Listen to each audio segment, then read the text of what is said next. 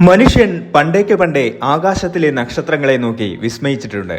ആ വിസ്മയങ്ങളിൽ ഏറ്റവും നിഗൂഢവും എന്നാൽ ഏറ്റവും ശക്തമായ ഒരു നക്ഷത്രമാണ് ചതയം. ജ്യോതിഷത്തിലെ 27 നക്ഷത്രങ്ങളിൽ ചതയത്തിന്റെ സ്ഥാനം കേവലം ഒരു നക്ഷത്രം എന്നതിലുപരി പ്രപഞ്ചത്തിന്റെ ഗൂഢമായ രഹസ്യങ്ങളിലേക്കുള്ള ഒരു വാതിലാണ്.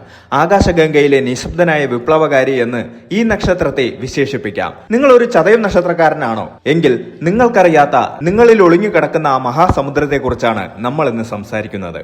സംസ്കൃതത്തിൽ ഈ നക്ഷത്രത്തിന്റെ പേര് ശതഭിഷക് എന്നാണ്. 100 വൈദ്യന്മാരെന്നാണ് ഇതിന്റെ അർത്ഥം. പുരാതന ജ്യോതിഷ ഗ്രന്ഥങ്ങൾ പറയുന്നത് ഭൂമിയിലെ 100 വൈദ്യന്മാർക്ക് ചികിത്സിച്ചു മാറ്റാൻ കഴിയാത്ത രോഗങ്ങൾ പോലും ഭേദമാക്കാൻ ചതയം നക്ഷത്രത്തിന് കരുത്തുണ്ട് എന്നാണ്. ഇത് കേവലം ശാരീരികമായ രോഗങ്ങളെ കുറിച്ചല്ല പറയുന്നത്, മറിച്ച് മനുഷ്യ മനസ്സിന്റെ തകർച്ചകളെയും ആത്മാവിന്റെ മുറിവുകളെയും ഉണക്കാൻ തക്കവണ്ണം അമാനുഷികമായ ഒരു ഊർജം ഈ നക്ഷത്രത്തിൽ ജനിച്ചവർക്കുണ്ട് എന്ന അറിവിനെയാണ്. അതുകൊണ്ട് തന്നെയാണ് ചതയം നക്ഷത്രക്കാർ പലപ്പോഴും മറ്റുള്ളവർക്ക് ഒരു ആശ്വാസ കേന്ദ്രമായി മാറുന്നത്. ഈ നക്ഷത്രത്തിന്റെ അധിപൻ നിഗൂഢതകളുടെ രാജാവായ രാഹുവാണ്. ദേവതയാകട്ടെ സമുദ്രങ്ങളുടെ അധിപനും പ്രപഞ്ച സത്യത്തിന്റെ കാവൽക്കാരനുമായ വരുണനും. രാഹുവിന്റെ അദൃശ്യമായ ബുദ്ധിശക്തിയും വരുണന്റെ ആഴമേറിയ ഗാംഭീര്യവും ഒത്തുചേരുമ്പോൾ ചതയക്കാർ സമൂഹത്തിൽ വ്യത്യസ്തരാകുന്നു. സമുദ്രം പുറമെ ശാന്തമായി കാണപ്പെടുമെങ്കിലും അതിന്റെ ആഴങ്ങളിൽ ആയിരക്കണക്കിന് രഹസ്യങ്ങളും നിധികളും ഒളിഞ്ഞിരിക്കുന്നത് പോലെയാണ് ഒരു ചതയക്കാരന്റെ വ്യക്തിത്വവും. അവരെ എളുപ്പത്തിൽ വായിച്ചെടുക്കാൻ ആർക്കും കഴിയില്ല. നിങ്ങൾ അവരെ എത്രത്തോളം മനസ്സിലാക്കി എന്ന് കരുതുന്നുവോ അത്രത്തോളം അവർ നിങ്ങളിൽ നിന്ന് അകന്നു നിൽക്കുന്നതായി നിങ്ങൾക്ക് തോന്നും. ചതയത്തിന്റെ ചിഹ്നം ശൂന്യമായ വട്ടമാണ്. ഇത് ശൂന്യതയെ അല്ല, മറിച്ച് അനന്തതയെയാണ് സൂചിപ്പിക്കുന്നത്. ഒരു വൃത്തത്തിന് തുടക്കവുമില്ല ഒടുക്കവുമില്ല. അതുപോലെയാണ് ചതയക്കാരുടെ ചിന്തകളും. അവർക്ക് സാധാരണക്കാർ ചിന്തിക്കുന്ന ഇടത്ത് ചിന്തകൾ അവസാനിക്കുന്നില്ല.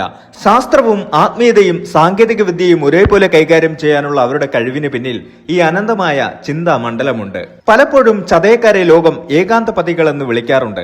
ജനക്കൂട്ടത്തിന്റെ ആരവങ്ങളെക്കാൾ തങ്ങളുടെ മനസ്സിന്റെ ഉള്ളറകളിലേക്ക് നോക്കിയിരിക്കാനാണ് ഇവർക്ക് താല്പര്യം. ഈ ഏകാന്തതയാണ് അവരെ ഏറ്റവും വലിയ ഗവേഷകരും എഴുത്തുകാരും ചിന്തകരുമാക്കി മാറ്റുന്നത്. എന്നാൽ ഈ ഏകാന്തത പലപ്പോഴും അവരെ ചുറ്റുമുള്ളവരിൽ നിന്ന് ഒറ്റപ്പെടുത്താറുമുണ്ട്. ലോകം അവരെ വിചിത്ര സ്വഭാവക്കാർ എന്ന് മുദ്രകുത്തുമ്പോൾ അവർ തങ്ങളുടെ ചിന്താലോകത്തിന് പുതിയ വിപ്ലവങ്ങൾ സൃഷ്ടിക്കുകയായിരിക്കും. ഈ വീഡിയോയിലൂടെ നമ്മൾ നടത്തുന്നത് ചതയം നക്ഷത്രത്തിന്റെ ആരും കാണാത്ത കാണാപ്പുറങ്ങളിലേക്കുള്ള ഒരു യാത്രയാണ്. അവരുടെ ജീവിതത്തിലെ ഉയർച്ച താഴ്ചകൾ, അവർ പോലും അറിയാത്ത അവരുടെ സ്വഭാവ രഹസ്യങ്ങൾ, ഒളിഞ്ഞിരിക്കുന്ന ദോഷവശങ്ങൾ, സമുദ്രദേവനായ വരുണൻ നൽകുന്ന അനുഗ്രഹങ്ങൾ തുടങ്ങി ചതയത്തെക്കുറിച്ചുള്ള സമഗ്രമായ ഒരു ചിത്രം നാം ഇവിടെ അനാവരണം ചെയ്യുന്നു. ശാസ്ത്രവും വിശ്വാസവും ഇഴചേരുന്ന ഈ യാത്രയിൽ ചതയം എന്ന നക്ഷത്ര രഹസ്യം നമുക്ക് ഓരോന്നായി അഴിച്ചെടുക്കാം. ഈ നക്ഷത്രത്തെക്കുറിച്ച് ജ്യോതിഷികൾ പോലും പലപ്പോഴും പറയാൻ മടിക്കുന്ന സത്യങ്ങൾ എന്തൊക്കെയാണ്? ചതയക്കാർ എങ്ങനെയാണ് മറ്റുള്ളവരിൽ നിന്ന് വ്യത്യസ്തമായ ഒരു ലോകം പടുത്തുയർത്തുന്നത്? ഈ ചോദ്യങ്ങൾക്കുള്ള ഉത്തരം തേടി നമുക്ക് ചതയം നക്ഷത്രത്തിന്റെ നീലിമയാർന്ന ആഴങ്ങളിലേക്ക് ഇറങ്ങിച്ചെല്ലാം. ചതയത്തിന്റെ സംസ്കൃത നാമമായ ശതഭിഷക് എന്ന വാക്കിന് വലിയ അർത്ഥതലങ്ങളുണ്ട്. ഇതിന് 100 വൈദ്യന്മാർ ഉണ്ടെന്നാണ് സങ്കല്പം. ഇത് സൂചിപ്പിക്കുന്നത് ഈ നക്ഷത്രക്കാരുടെ അപാരമായ രോഗശാന്തിക്കായുള്ള കഴിവാണ്. ശാരീരികമായ രോഗങ്ങൾ മാത്രമല്ല, മാനസികവും ആത്മീയമായ മുറിവുകളെ ഉണക്കാൻ ഇവർക്ക് പ്രത്യേകമായ ഒരു സിദ്ധി ജന്മന ലഭിച്ചിട്ടുണ്ടെന്ന് വിശ്വസിക്കപ്പെടുന്നു. എന്നാൽ ഈ 100 പേർക്കും ഭേദമാക്കാൻ കഴിയാത്ത ഒരു രോഗമുണ്ടെങ്കിൽ അത് ചതയം നക്ഷത്രത്തിന് മാത്രമേ മാറ്റാൻ കഴിയൂ എന്നൊരു പുരാണ പ്രസ്താവന കൂടിയുണ്ട്. ഇത് ഇവരുടെ അതുല്യതയെ വ്യക്തമാക്കുന്നു. ചതയത്തിന്റെ അധിപൻ സമുദ്രദേവനായ വരുണനാണ്.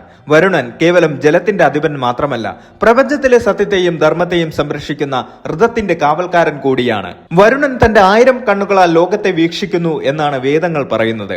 ചതയം നക്ഷത്രക്കാർക്ക് മറ്റാരും കാണാത്ത കാര്യങ്ങൾ കാണാനും മനസ്സിലാക്കാനും കഴിയുന്നത് ഇതുകൊണ്ടാണ്. സമുദ്രം പുറമെ ശാന്തമാണെങ്കിലും ആഴങ്ങളിൽ ആയിരക്കണക്കിന് രഹസ്യങ്ങൾ ഒളിപ്പിച്ചു വെച്ചിരിക്കുന്നത് പോലെ ചതയക്കാരുടെ മനസ്സും നിഗൂഢമാണ്. അവർ എന്താണ് ചിന്തിക്കുന്നതെന്ന് അടുത്ത സുഹൃത്തുക്കൾക്ക് പോലും മനസ്സിലാക്കാൻ പ്രയാസമായിരിക്കും. ചതയക്കാർ ഒരിക്കലും മറ്റൊരാൾ വെട്ടിത്തുറന്ന വഴികളിലൂടെ സഞ്ചരിക്കാൻ ഇഷ്ടപ്പെടുന്നവരല്ല. അവർ സ്വന്തമായി വഴിവെട്ടുന്നു. ശാസ്ത്രം, തത്വചിന്ത, സാങ്കേതിക വിദ്യ എന്നീ മേഖലകളിൽ വിപ്ലവകരമായ മാറ്റങ്ങൾ കൊണ്ടുവരാൻ ഇവർക്ക് കഴിയും. സത്യം പറയാൻ ഇവർക്ക് യാതൊരു മടിയുമില്ല. അത് പരുഷമാണെങ്കിൽ പോലും അവർ പറയും. ഈ സ്വഭാവം ഇവർക്ക് ശത്രുക്കളെ ഉണ്ടാക്കാറുണ്ട്. ആധുനിക ചിന്താഗതിയും പുരോഗമനപരമായ കാഴ്ചപ്പാടുകളും ഇവരുടെ പ്രത്യേകതയാണ്. സമൂഹത്തിലെ അന്ധവിശ്വാസങ്ങളെയും അനാചാരങ്ങളെയും എതിർക്കുന്നവരായിരിക്കും ഇവർ. പുറമെ വിനയമുള്ളവരായി തോന്നുമെങ്കിലും ഉള്ളിൽ ഉറച്ച വിശ്വാസമുള്ളവരാണ് ഇവർ. താൻ ശരിയാണെന്ന് തോന്നുന്ന കാര്യത്തിനു വേണ്ടി ലോകത്തെ മുഴുവൻ എതിർക്കാൻ ഇവർ തയ്യാറാകും. രാഹുവിന്റെ സ്വാധീനം മൂലം ഇവർക്ക് കാര്യങ്ങൾ മുൻകൂട്ടി പ്രവചിക്കാനുള്ള കഴിവുണ്ടാകും. അദൃശ്യമായ പലതിനെയും തൊട്ടറിയാൻ ഇവർക്ക് സാധിക്കും. എന്തും ആഴത്തിൽ പഠിക്കാൻ ഇവർക്ക് താല്പര്യമുണ്ടാകും.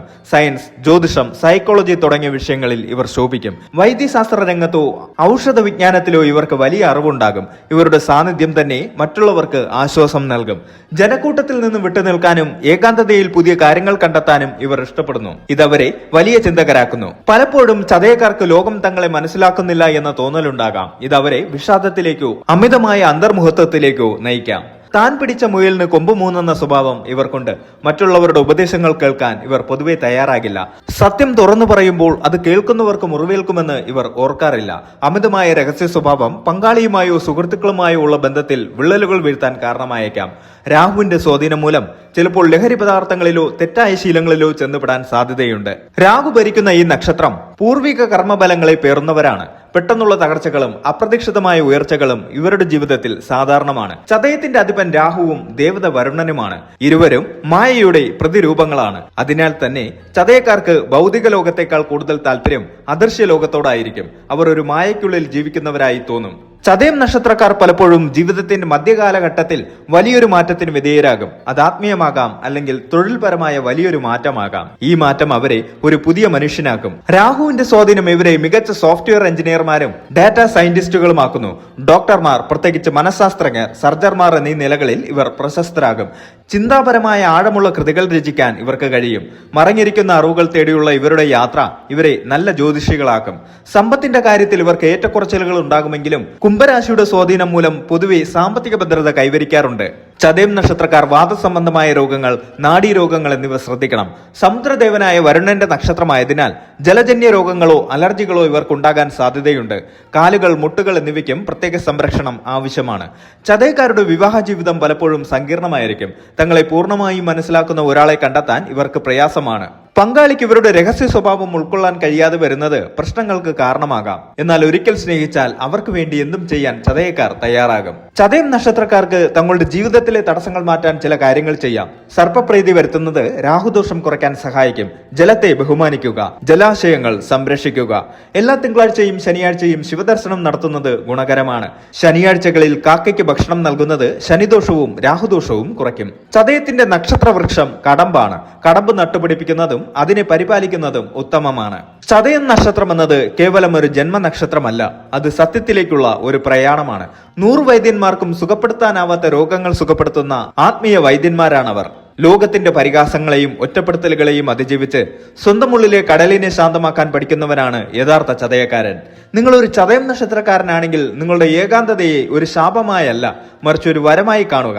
ആ ഏകാന്തതയിലാണ് പ്രപഞ്ചം നിങ്ങളോട് സംസാരിക്കുന്നത്. നിങ്ങളുടെ ഉള്ളിലെ 100 വൈദ്യന്മാരെ ഉണർത്തുക, ലോകത്തിന് വെളിച്ചം പകരുക. സമുദ്രത്തിന്റെ ആഴവും ആകാശത്തിന്റെ വ്യാപ്തിയുമുള്ള ചതയം നക്ഷത്രം ജ്യോതിഷ ചക്രത്തിലെ ഏറ്റവും വലിയ വിരോധാഭാസമാണ്. അത് ശൂന്യതയാണ്, എന്നാൽ അത് തന്നെയാണ് പൂർണ്ണതയും.